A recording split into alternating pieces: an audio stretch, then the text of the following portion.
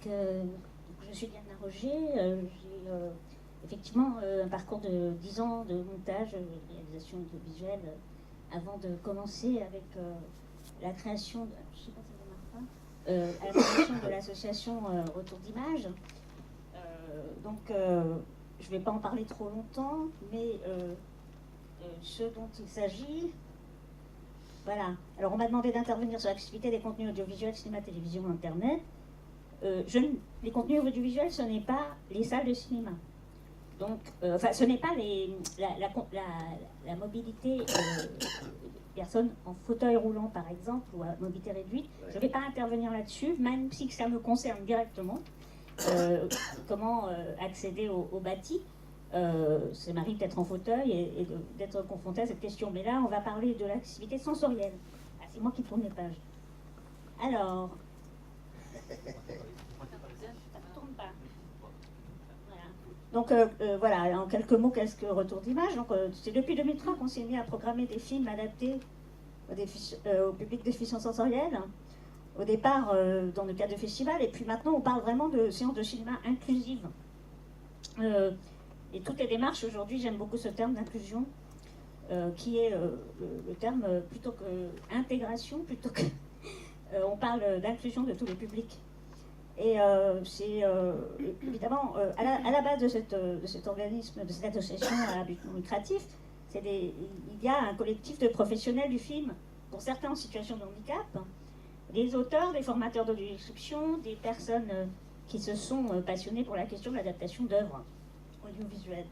Et aujourd'hui, on est devenu centre de ressources cinéma et handicap, c'est-à-dire qu'on conseille, on accompagne aussi les initiatives des cinémas, des lieux qui s'adaptent, pour pouvoir mobiliser le public, parce que c'est pas toujours évident d'entrer en contact avec le public pour qu'il trouve le chemin de cette offre audiovisuelle, qui n'est pas encore très très fournie non plus, mais plus... Voilà, alors on a eu l'occasion d'organiser une journée professionnelle interprofessionnelle avec des associations. Donc vous voyez le lien à la fin de cette page, et c'est un travail à la fois de médiation, d'ateliers pratiques, y compris pour les professionnels, pour découvrir ce que c'est que l'adaptation de films, avec tous les corps de métier qui sont impliqués, et puis en présence des publics concernés pour parler du besoin, des besoins spécifiques. Donc là, ça tourne pas, excusez-moi. J'appuie pas assez. Ah, il faut pointer vers l'ordinateur. Ah bon, voilà. Voilà, donc accessibilité sensorielle. Alors, j'ai décomposé par type de handicap. Alors, activité sensorielle, accessibilité sensorielle des contenus. Oui, ça y est, j'ai compris. Oui. Il faut diriger vers l'ordinateur. Pardon? C'est celui-là, j'appuyais pas sur le bon. Oui, mais il faut le pointer vers l'ordinateur. D'accord, excusez-moi. Oui, subtilité. Quand on est devant la salle, on est un petit peu intimidé, on n'entend pas les consignes. Il n'y a pas de souci. Donc, sur les 4 écrans, qu'est-ce que ça veut dire l'accessibilité pour les sourds et malentendants? Et alors là, j'ai précisé lecteurs, parce qu'il y a quand même une petite proportion de personnes sourdes et malentendants qui ont des difficultés avec la lecture. Et puis, il y a les enfants. Donc, évidemment, la partie, le sous-titrage sur les malentendants dont on s'est accordé maintenant, qu'on s'est accordé pour désigner par le sigle, par l'acronyme VFST, même si les labos utilisent d'autres acronymes, une infinité d'acronymes d'ailleurs. Donc, en tant que centre de ressources, on a choisi de se conformer à ce que souhaitent les associations, VFST, et suppléer aux informations importantes pour la compréhension et l'appréciation de l'œuvre que la bande-son image ne restitue pas, les placer et colorer de manière à désigner les dialogues et la source de ceux-ci, les bruits et la source de ceux-ci, la musique. Ça, c'est les grandes lignes. Et ces normes de durée de caractère, et de nombre de caractères sont différentes, bien sûr, de la VO, des sous-titrages de la VOST. Sur le web, le sous-titrage en placé, alors ça, c'est un petit commentaire de ma part, mais peut être utilisé pour les conférences. Ça, c'est quelque chose qui est important de dire, parce que c'est un travail, quand on est face caméra, quand on a un seul interlocuteur face caméra, il y a un travail qui n'est pas le même, qui surtout doit restituer la parole, mais toujours cette durée est importante, la question de la durée. Voilà, je tourne vers le... Voilà. Donc là, vous avez j'ai pris les éléments essentiels de la charte pour le sous-titrage, qui me semble la question de la durée des sous-titres et des nombre de caractères, et évidemment les codes couleurs. C'est un sous-titre coloré, je ne vais pas les lire, vous les connaissez peut-être tous, hein. Maintenant vous les voyez à la télévision, presque, enfin, en activant enfin le canal, voilà. Juste une oui. question. Qui connaît les codes couleurs? Pardon? Est-ce que quelqu'un ne connaît pas les codes couleurs? Qui ne connaît pas? Moi, je ne connais pas. Voilà, bon, il y a quand même des personnes, donc vous pouvez les lire. Vous voyez, il y a quand même 6 couleurs différentes, jusqu'à la langue étrangère en vert. Je vous laisse les lire. Donc les indications musicales. Alors on est toujours dans quelque chose de très réduit, mais vous allez voir tout à l'heure, on va voir un exemple. Ensuite, évidemment, il y a des contenus audiovisuels qui sont accessibles en salle. Alors pour les publics malentendants, la boucle magnétique, je pense peut-être pas le cas ici. Des personnes avec des appareils peuvent mettre en position T leur appareil et entendre la bande son amplifiée. Et puis une nouvelle technique, mais qui n'est pas encore très développée, d'amplification. Alors avec un casque, on peut accéder dans une salle avec, dans certains cas, quand un film contient cette bande-là, à une bande son amplifiée, un peu nettoyée des bruits parasites autour du dialogue. Alors ça, c'est un travail... ça veut dire qu'il y a énormément de pistes possibles en numérique sur une copie numérique du film. Il y a énormément de pistes possibles, mais on n'active pas forcément, on n'a pas toujours toutes les pistes sur toutes les copies numériques. Mais c'est une des possibilités aujourd'hui du numérique que d'avoir une piste pour l'amplification. C'est quand même encore très très rare, et on peut se poser la question pour le web, s'il peut y avoir un canal activable séparément, avec un petit sigle particulier.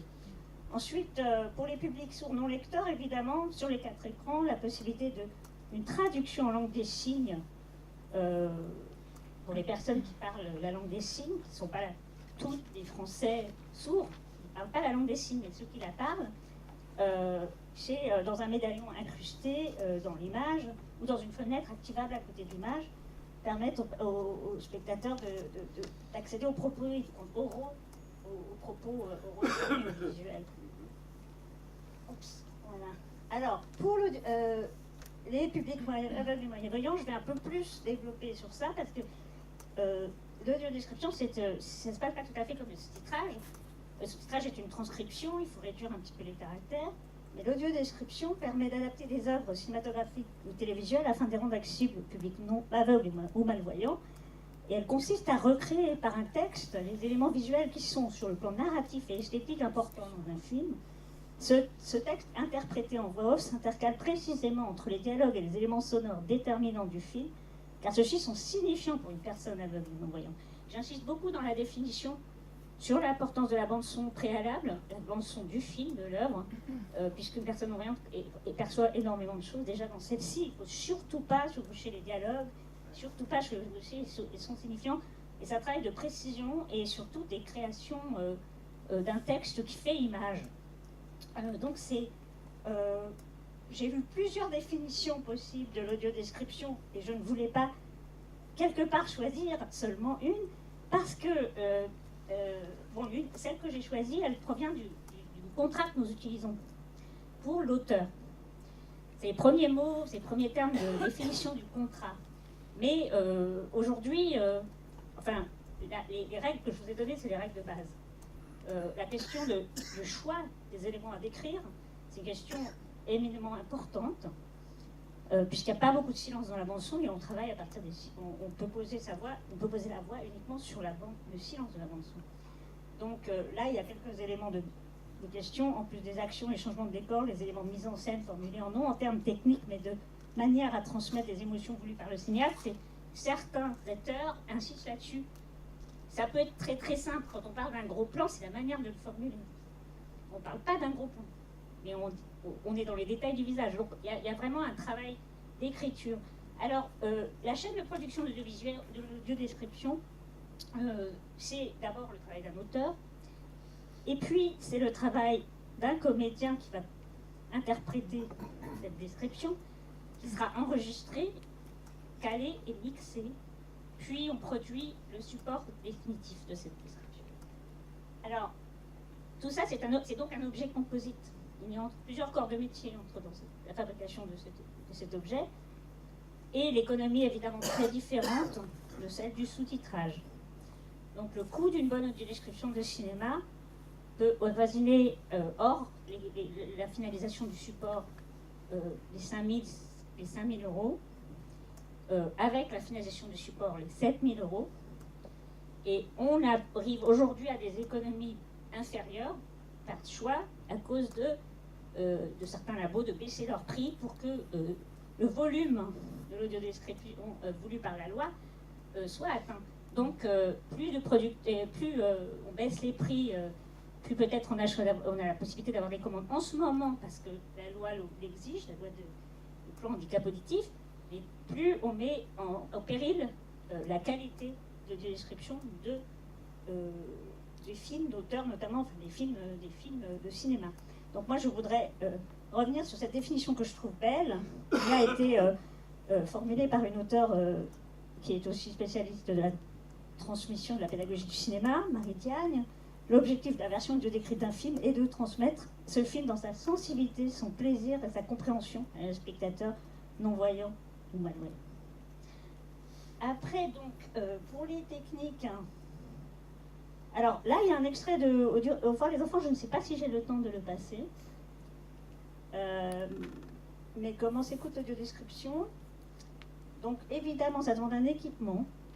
Mais la piste, pour le cinéma, la piste audio décrite est insérée dans la copie numérique. Ça permet d'aller beaucoup plus facilement, diffuser beaucoup plus facilement dans les salles de cinéma. Mais, alors il faut savoir que c'est la voix seule qu'on diffuse, puisque dans la salle de cinéma, on entend le son du film.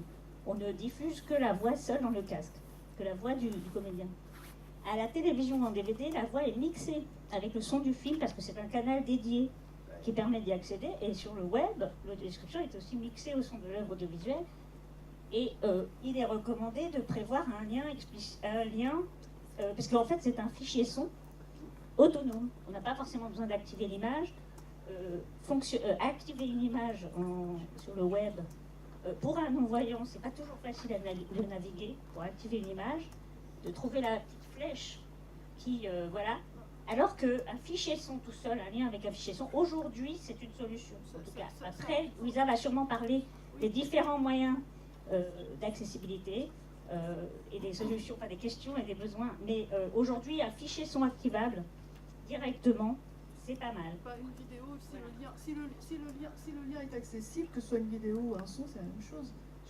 Excuse-moi, hein, je vais dire que parfois, on peut vouloir regarder, entre guillemets, un film en vidéo parce qu'on le regarde avec quelqu'un d'autre qui voit.